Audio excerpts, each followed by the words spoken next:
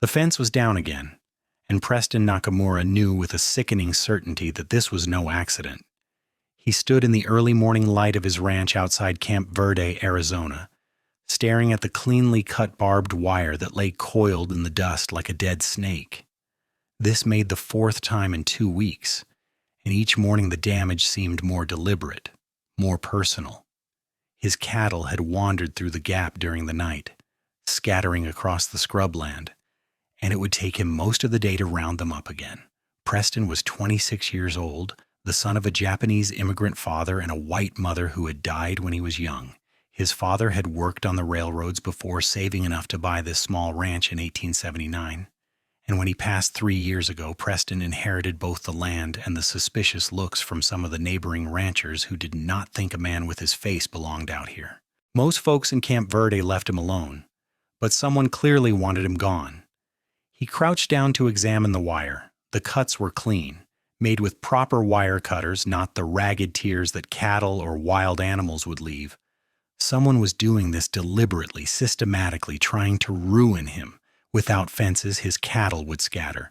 Without cattle contained, he could not prove his claim to the grazing rights he had purchased. Without those rights, he would lose everything his father had built.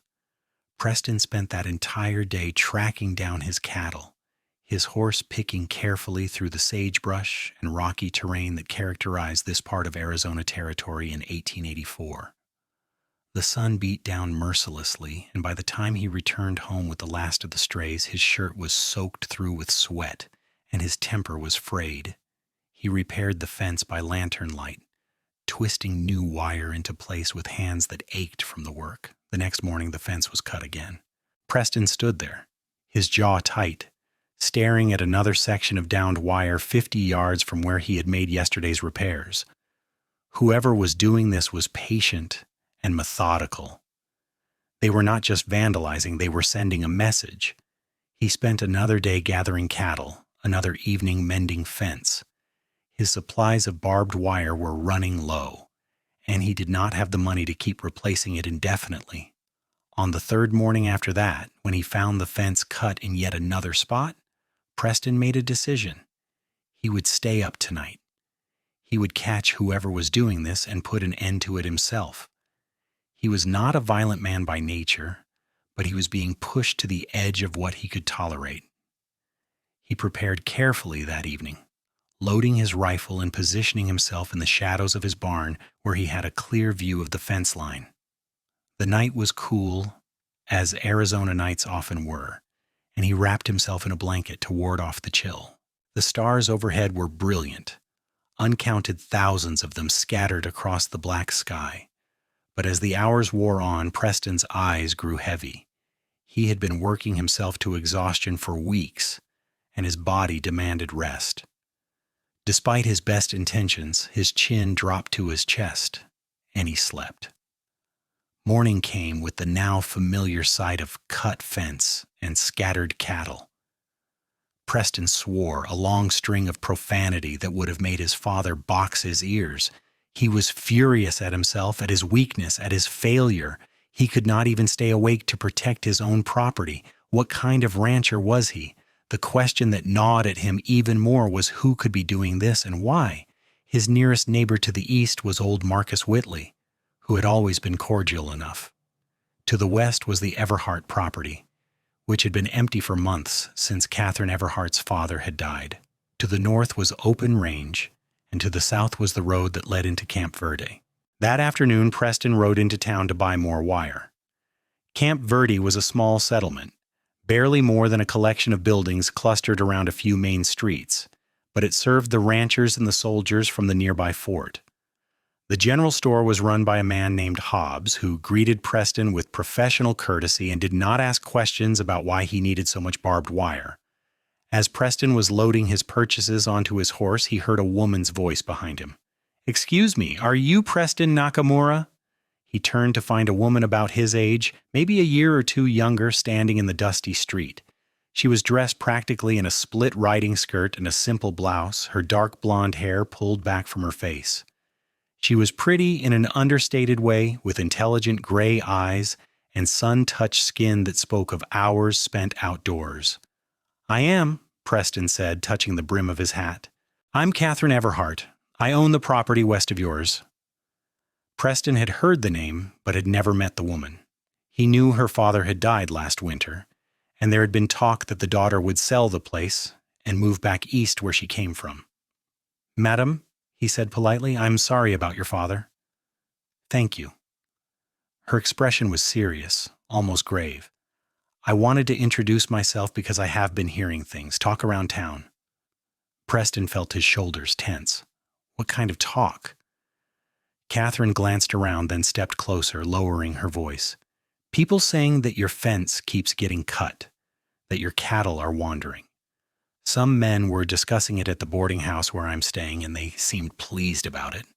Who? Preston demanded, his voice sharper than he intended. I did not recognize them. 3 men, rough-looking. One of them had a scar across his cheek. They were saying that pretty soon you would have to give up and sell, and then there would be one less problem in the valley.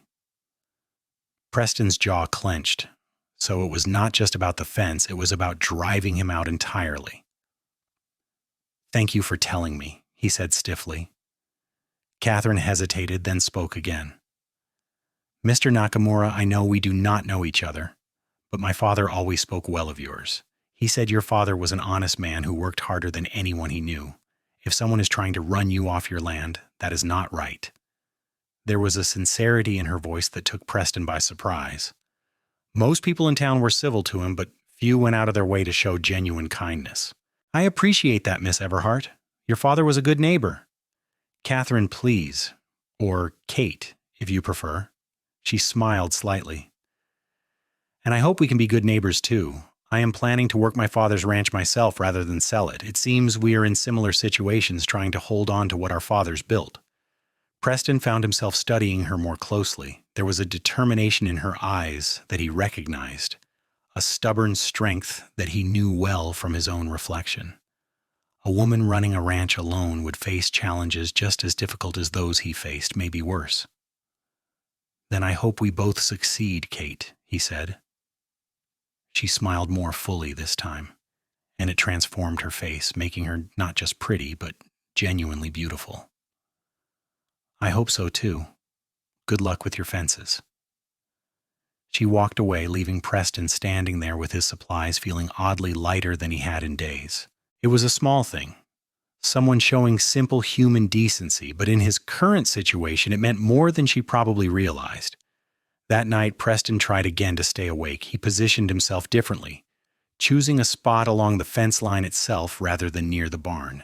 He drank strong coffee and splashed cold water on his face, but once again, exhaustion claimed him. When dawn came, he woke with a start to find himself slumped against a fence post, and 30 yards away, another section of fence was cut.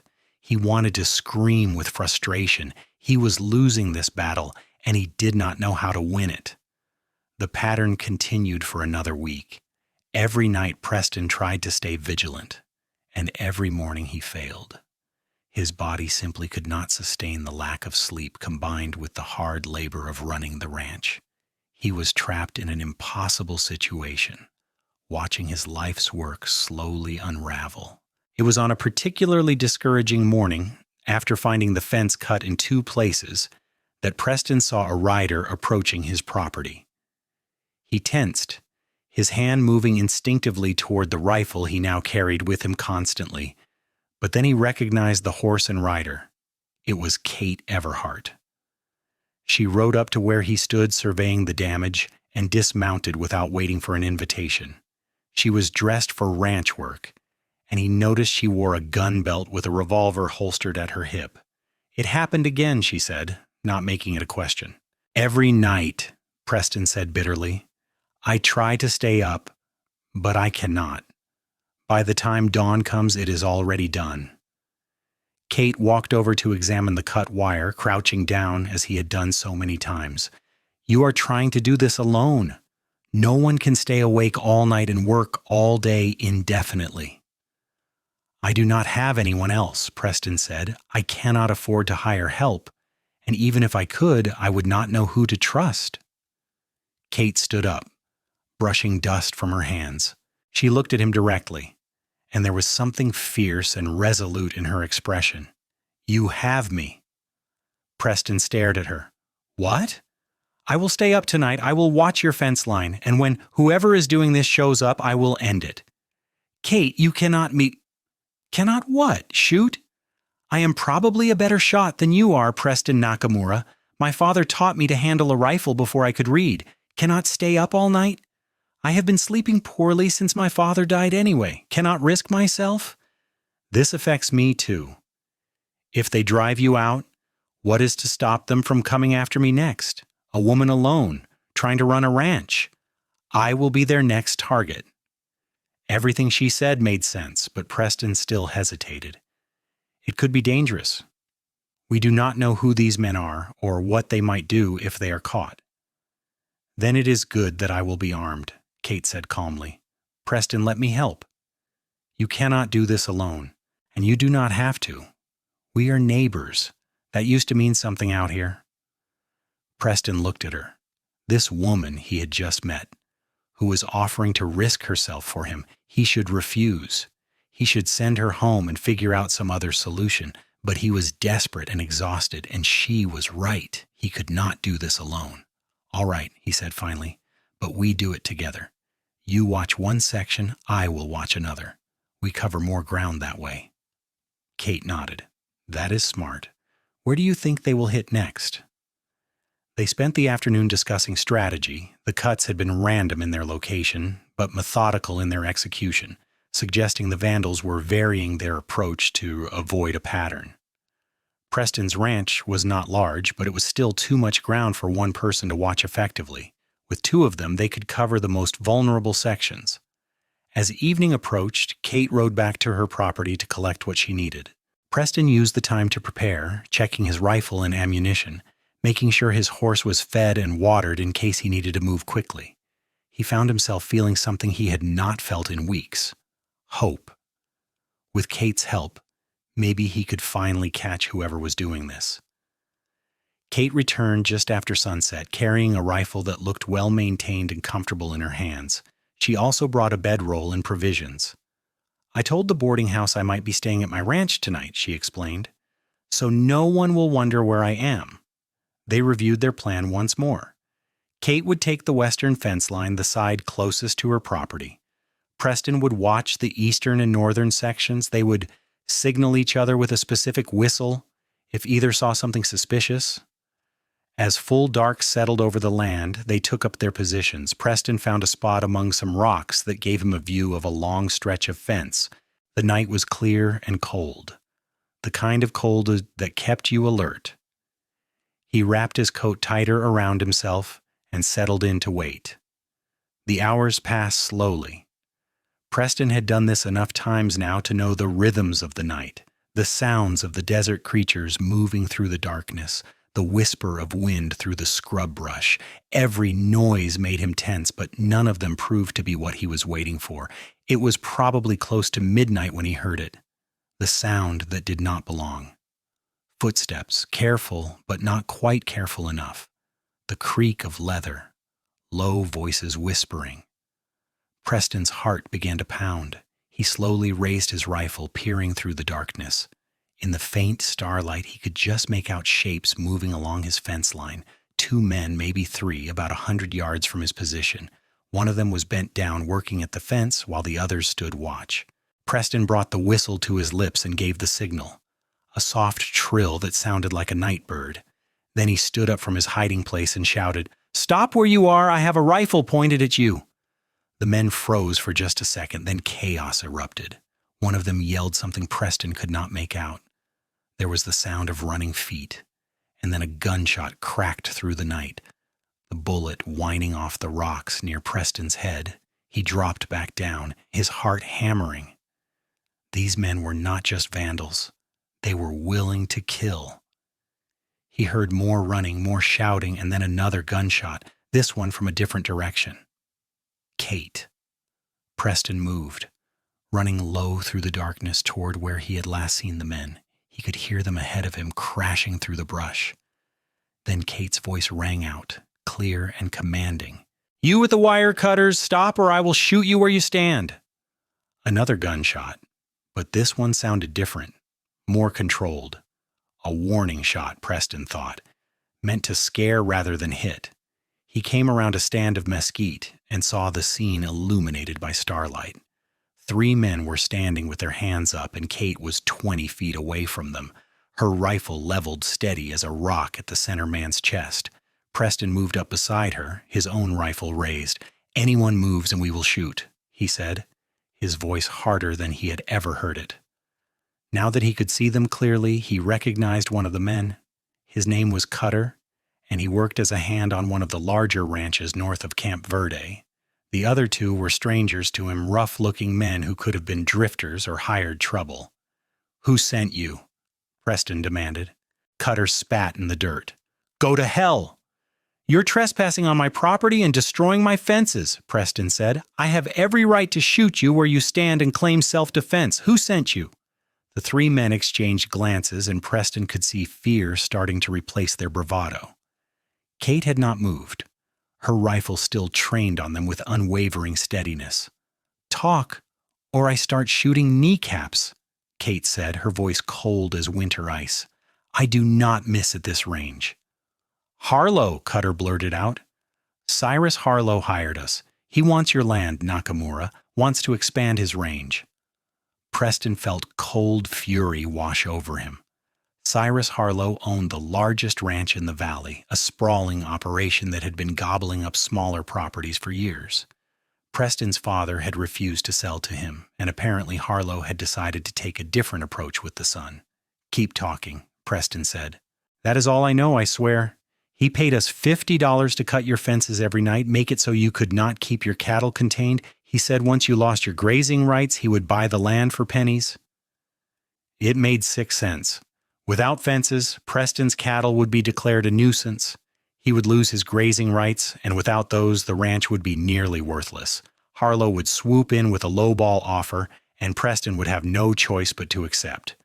"What are we going to do with them?" Kate asked, still not lowering her rifle. Preston thought quickly. If they took these men to the sheriff, it would be their word against Harlow's, and Harlow had money and influence. But he did have evidence now, witnesses who had confessed. "We are taking them into town," Preston said, "all of us, right now. We wake up the sheriff and we make this official." The 3 men started to protest, but Kate fired a shot into the ground near their feet and they fell silent. "Start walking," she said. "Toward the road.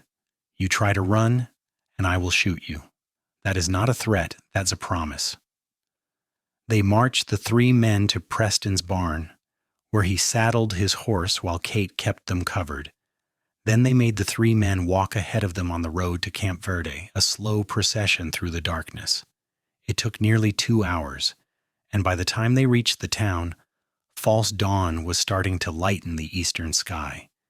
The sheriff was not happy about being woken up, but his attitude changed when he saw 3 men with their hands up and heard their story.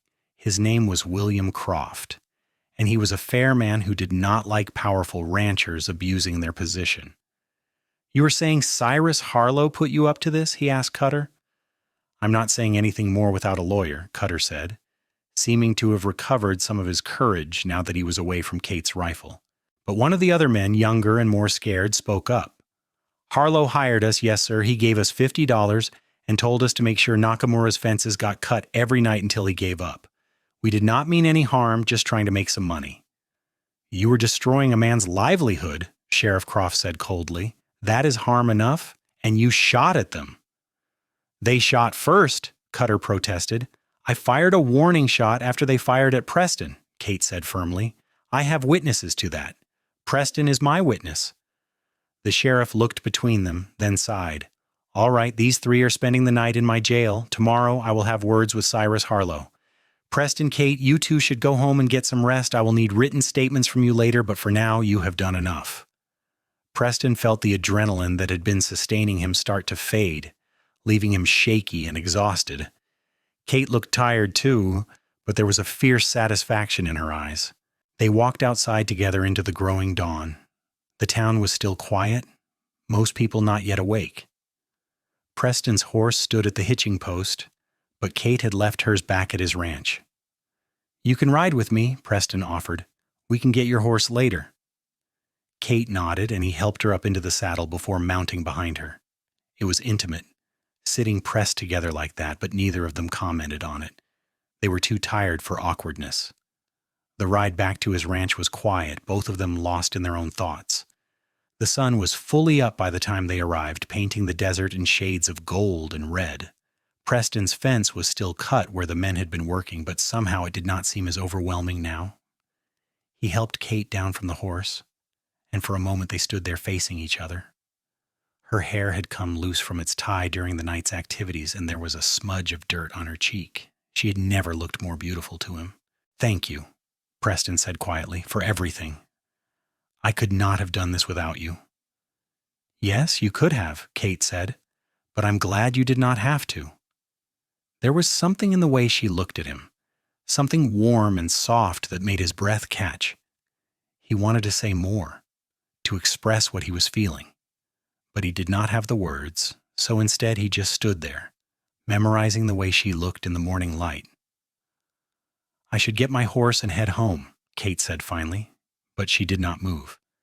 "Kate, Preston started, then stopped, unsure how to continue. She waited, her gray eyes steady on his face. "Would you have dinner with me?" he asked. "A proper dinner, not just this. I want to thank you properly." A smile spread across her face, slow and sweet. "I would like that very much, Preston." She collected her horse and her gear, and Preston watched her ride away across the scrubland toward her property.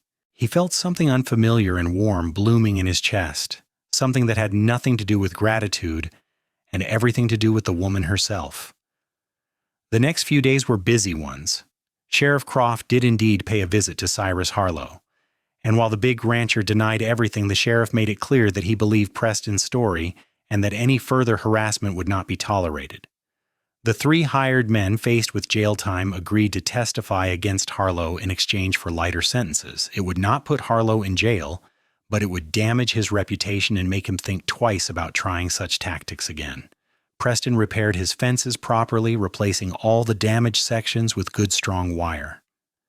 He was exhausted by the time he finished, but it was the good kind of exhaustion, the kind that came from honest work rather than futile struggle. And through it all, he found himself thinking about Kate, about the way she had stood firm with that rifle in her hands, about her fierce loyalty to someone she barely knew, about the sound of her laugh when she came by to give her statement to the sheriff and recounted how scared the hired men had looked. He invited her to dinner the following Sunday and spent 2 days anxiously preparing.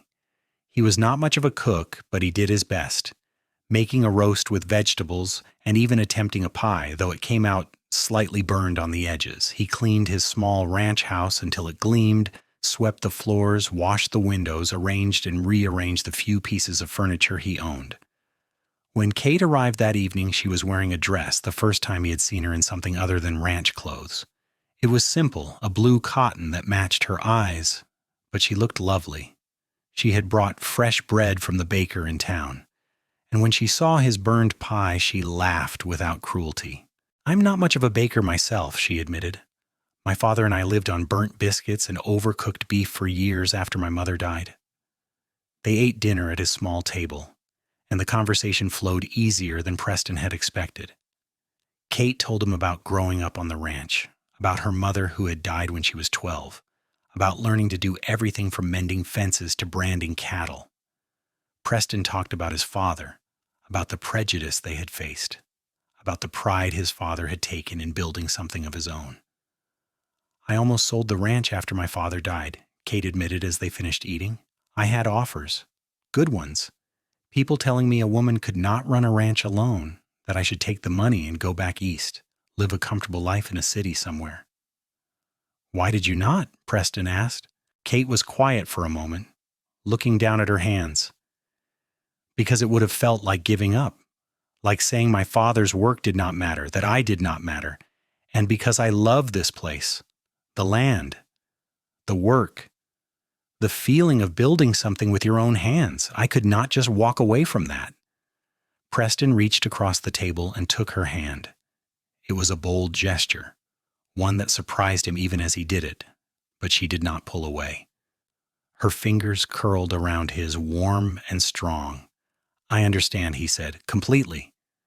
They sat like that for a long moment, hands clasped, and Preston felt that unfamiliar warmth in his chest grow stronger. This was more than gratitude, more than friendship. This was something that scared him and exhilarated him in equal measure. After dinner, they sat on his porch and watched the sunset, painting the desert in spectacular colors. Kate told him about her plans for her ranch, about the improvements she wanted to make, the breeding program she hoped to start. Preston shared his own dreams, smaller and more cautious, but real nonetheless. "We could help each other," Kate said thoughtfully. "Pool resources sometimes. You need extra hands for a roundup. I could help. I need help repairing my barn. You could help. It makes sense for neighbors to work together." "It does," Preston agreed, though he knew they were talking about more than just being neighbors now. When Kate finally left, riding home under the stars, Preston stood on his porch for a long time, just thinking. He had never expected this, had never imagined that something good could come from the nightmare of the cut fences. But Kate had walked into his life, fierce and brave and beautiful, and everything had changed. Over the following weeks, they fell into a pattern. Kate would ride over to Preston's ranch, or he would ride to hers, and they would work together on whatever needed doing.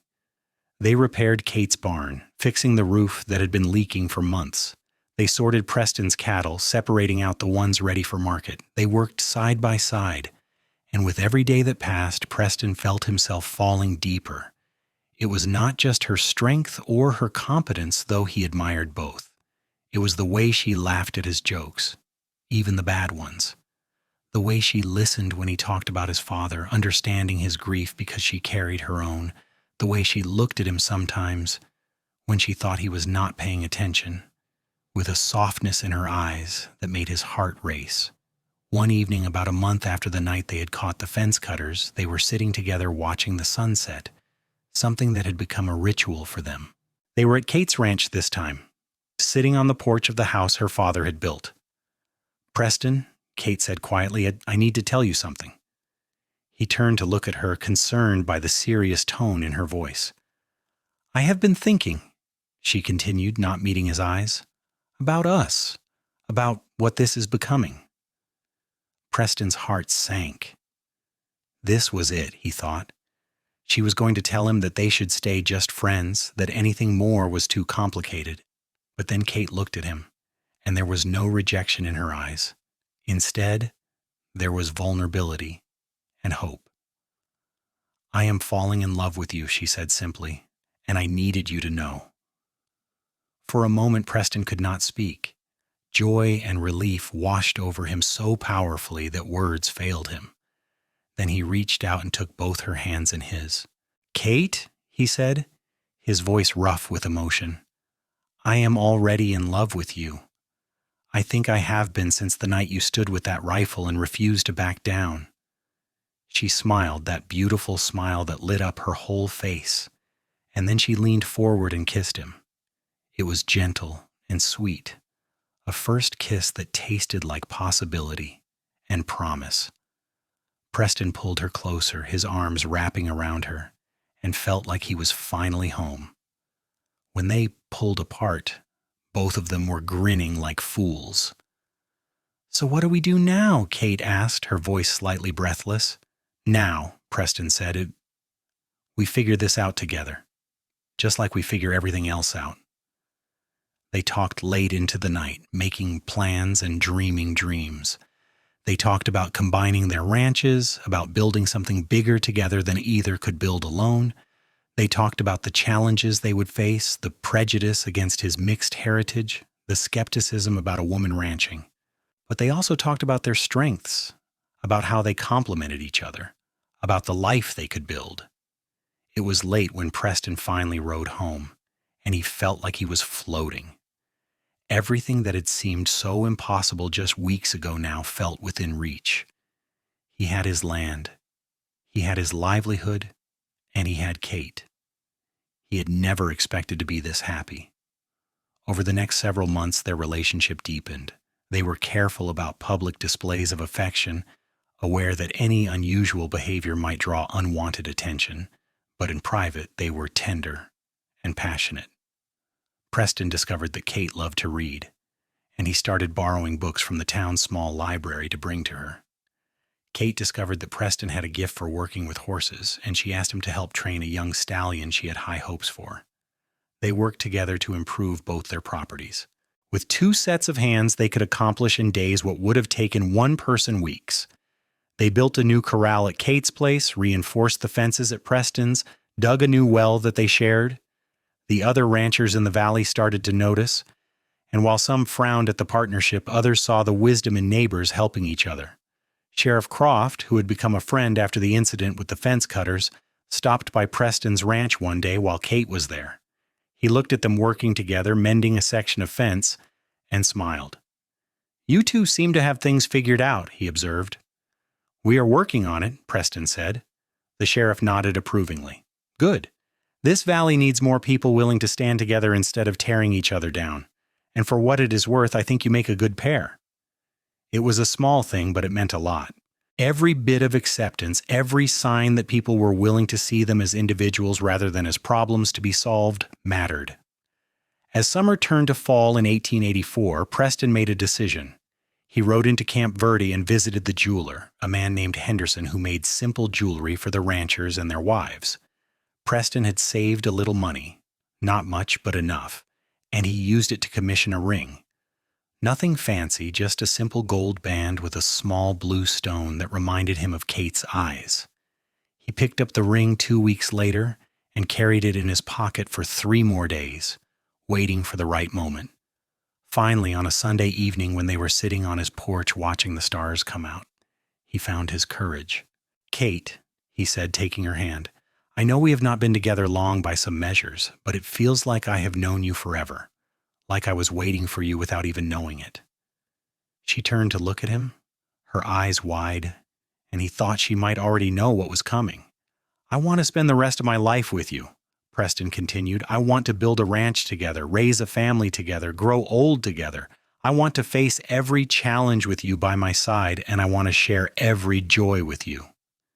He pulled the ring from his pocket and held it out to her. "Katherine Everhart, will you marry me?" For a moment, Kate just stared at the ring, her eyes shining with tears. Then she threw her arms around his neck and kissed him fiercely. "Yes," she said against his lips. "Yes, yes, absolutely yes." Preston slipped the ring onto her finger, and it fit perfectly. They held each other on that porch, kissing and laughing and making plans until the stars wheeled overhead and the night grew cold. They were married 6 weeks later in a simple ceremony at the small church in Camp Verde. Not everyone approved, Preston knew. He saw the disapproving looks from some of the townspeople, heard the whispered comments about mixed marriages and women who did not know their place, but he also saw Sheriff Croft standing proudly as his best man, saw the genuine happiness on the face of the preacher who married them, saw the small group of ranchers and townspeople who attended to show their support, and most importantly, he saw Kate, beautiful, in a simple white dress she had sewn herself, looking at him with love and joy as she promised to be his wife. After the ceremony, they held a small reception at Kate's ranch, which was slightly larger than Preston's and had more room for guests. Someone brought a fiddle, and there was dancing and laughter. Old Marcus Whitley, Preston's neighbor to the east, made a toast. "To Preston and Kate," he said, raising his glass. "Two of the stubbornest, hardest-working people I have ever known. May they be as successful in marriage as they are in ranching." Everyone laughed and drank, and Preston pulled Kate close, feeling overwhelmed with happiness. That night in the house that was now theirs together, Preston and Kate became husband and wife in every sense. They were gentle and passionate with each other, discovering the intimate side of their relationship with tenderness and joy. Afterward, lying together in the darkness, Kate traced patterns on Preston's chest with her finger. "I never thought I would have this," she said softly. "After my father died, I thought I would be alone, that I would spend my life working the ranch by myself, and that would be enough. But this is so much more than I ever hoped for." Preston kissed the top of her head. I felt the same way.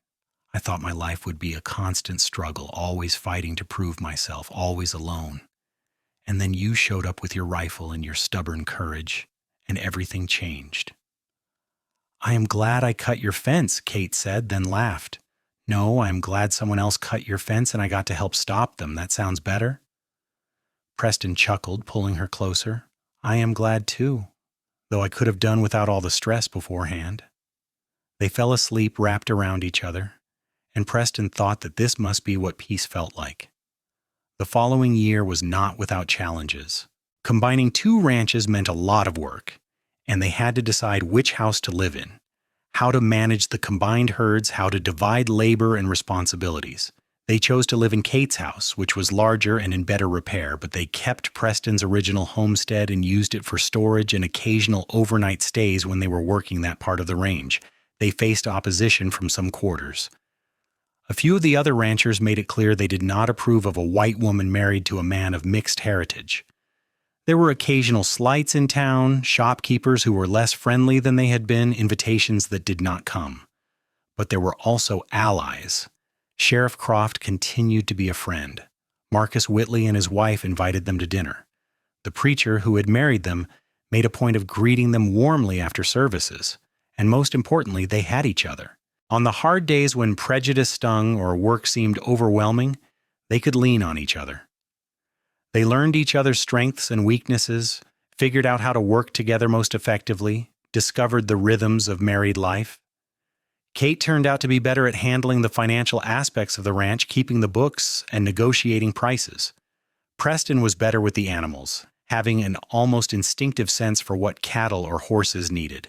Together, they made the ranch more successful than either property had been individually.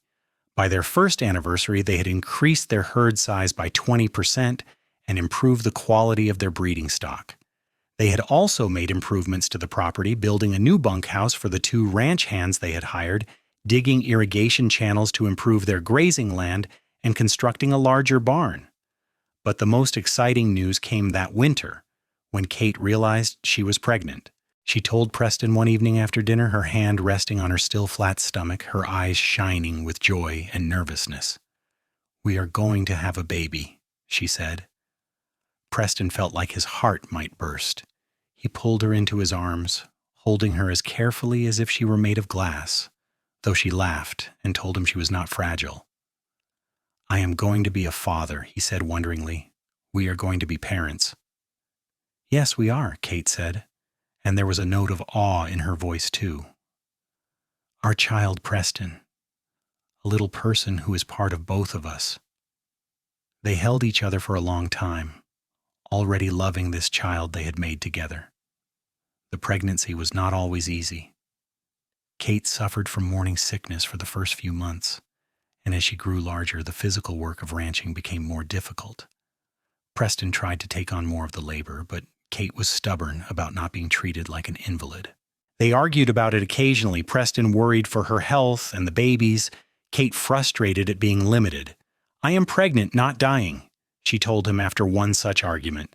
"Women have been having babies and working right up until labor for thousands of years." "I know," Preston said. "I just worry. You are everything to me, Kate. You and this baby." Her expression softened, and she took his hands.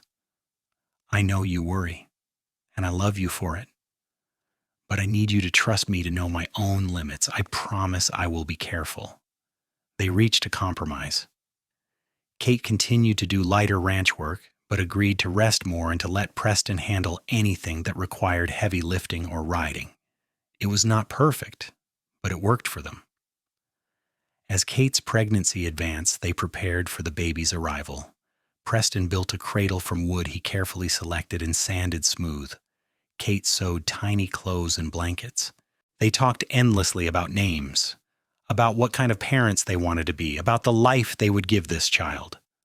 "I want our child to grow up knowing they are loved," Kate said one evening, her hand on her swollen belly. "I want them to see that their parents worked hard and built something good together. I want them to be proud of who they are, both sides of their heritage. They will be, Preston said firmly. "We will make sure of it." The baby came on a warm evening in late July 1886. Kate's labor was long and difficult, and there were hours when Preston feared he might lose her.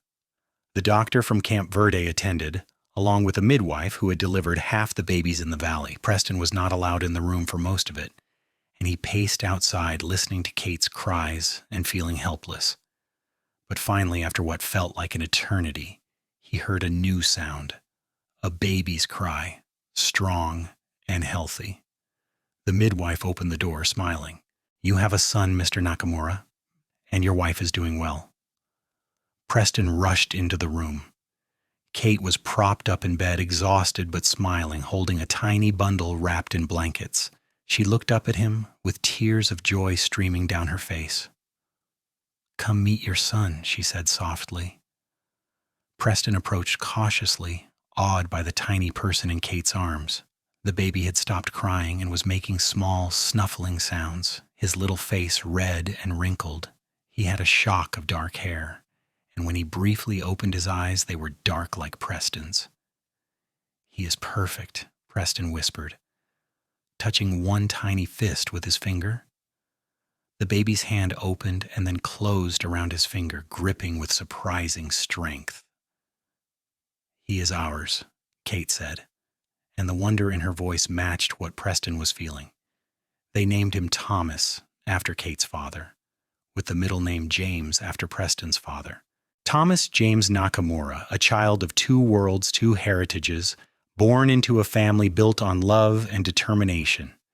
The first few months of parenthood were exhausting but joyful. Thomas was a demanding baby, waking frequently through the night, but Preston and Kate took turns caring for him, supporting each other through the sleep deprivation and uncertainty that all new parents face. They learned how to soothe his cries, how to interpret his different needs, how to be parents. The ranch work continued, of course. They could not afford to let things slide. With Kate recovering from childbirth and spending most of her time with the baby, Preston had to shoulder more of the burden. The ranch hands helped, and Marcus Whitley and his wife came by several times to lend a hand or bring food, but it was worth it.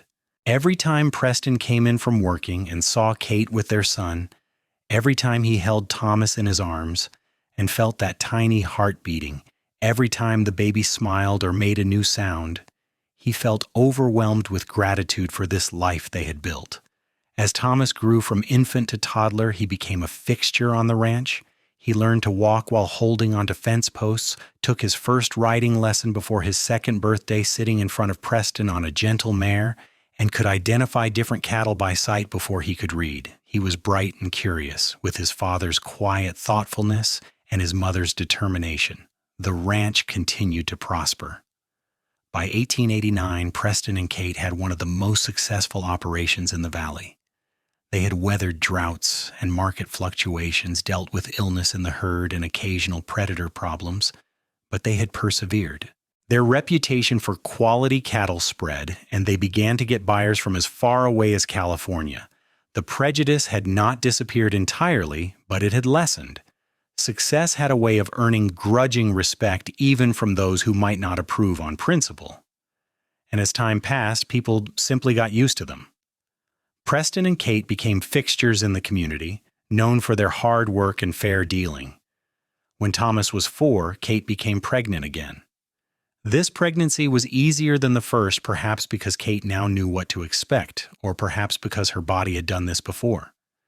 She continued working moderate hours right up until the last few weeks, and when her labor came, it was shorter and less difficult than with Thomas. This time they had a daughter, a tiny girl with Kate's light hair and delicate features. They named her Sarah Grace Nakamura, and Thomas was enchanted with his baby sister from the moment he met her. "She is so small," he said wonderingly, gently touching her tiny hand. "I will protect her always, Papa." Preston felt his heart swell with pride and love for his son. "I know you will, Thomas. You are going to be a wonderful big brother." With 2 children, life became even busier. Kate often worked with Sarah strapped to her back in a carrier Preston had designed. while Thomas followed his father around, learning ranch work by observation and participation. The house was filled with the sounds of children, laughter, and crying, and endless questions. But it was a good life. The life they had built together from those difficult beginnings when someone had been cutting Preston's fences. Sometimes in quiet moments, they would talk about those early days, about how far they had come. "Do you ever wonder what would have happened if you had not come to help me?" Preston asked Kate one evening. They were sitting on their porch, watching Thomas and Sarah play in the yard, now 7 and 3 years old respectively.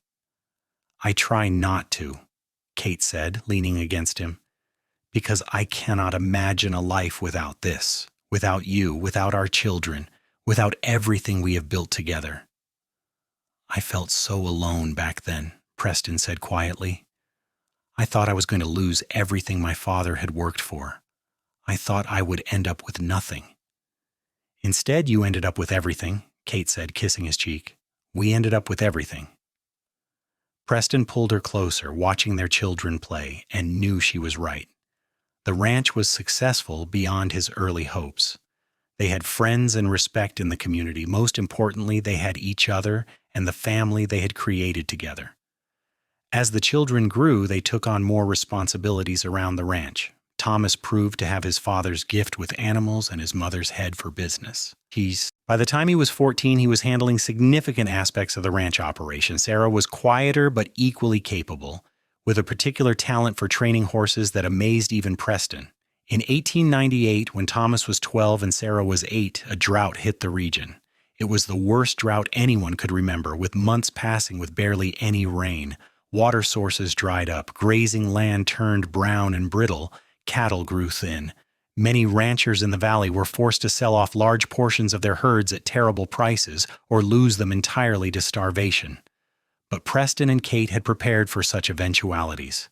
They had dug deep wells, maintained good relationships with other ranchers that allowed them to negotiate shared resources, and saved money during the good years. They were able to keep their herd alive, though reduced in size, and when the rains finally came in late fall, they were positioned to recover quickly while others struggled. It was during this crisis that Preston truly saw the strength of the community they had built. Marcus Whitley, now quite elderly, offered them access to a spring on his property. Sheriff Croft, still in his position after all these years, organized a community effort to dig a new well that several ranches could share. Even some of the ranchers who had once disapproved of Preston and Kate's marriage put aside their prejudices in the face of shared hardship. And through it all, Preston and Kate stood together, making difficult decisions, supporting each other through the stress and worry, showing their children what it meant to persevere in the face of adversity. The ranch survived the drought and emerged stronger. By the turn of the century, in 1900, the Nakamura Ranch was one of the most respected operations in Arizona territory. Preston was in his early 40s now, Kate a year or two younger, and they had built something that would last. Thomas was 18, a strong young man who had grown tall and capable. He had his father's serious nature, but his mother's easy smile. Girls in town had started to notice him, and Preston and Kate exchanged knowing looks when a particular young woman named Anna, the daughter of the town's banker, seemed to find excuses to visit the ranch. Sarah was 14, no longer the little girl who had clung to her mother's skirts, but a confident young woman who could outride and outshoot most of the men in the valley. She had her mother's independence and her father's quiet strength. One evening, Preston and Kate were alone on their porch, a rare occurrence now that the children were older and often had their own activities. The sun was setting in spectacular fashion, painting the Arizona sky in shades of orange and purple. "Do you remember the night we caught those fence cutters?" Kate asked, leaning against Preston's shoulder. "Of course," Preston said. "How could I forget? It was the night that changed everything."